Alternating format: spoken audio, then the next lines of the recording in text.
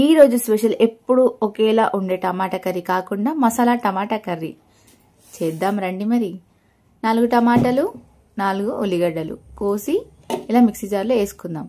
ఇప్పుడు 2 ఎల్లిగడ్డల్ని ఇలా పొట్టు తీసుకొని పెట్టుకోండి.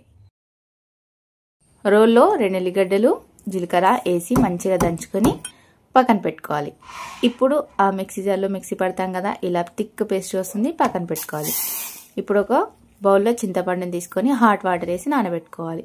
ఒక ప్యాన్లో 3 టేబుల్ స్పూన్ ఆయిల్ వేసుకొని అందులో ఆవాలు, ఎల్లిగడ్డలు, అల్లం పేస్ట్ అన్నీ వేసి బాగా కలుపుకున్న తర్వాత ఒక రెమ్మ కరివేపాకు, మనం దంచి పెట్టుకున్న ఎల్లిగడ్డ జీలకర్ర టమాటా పేస్ట్ వేసుకొని బాగా కలుపుకున్న తర్వాత 1 స్పూన్ పసుపు, సాల్ట్ వేసి బాగా మంచిగా ఉడికించుకోవాలి.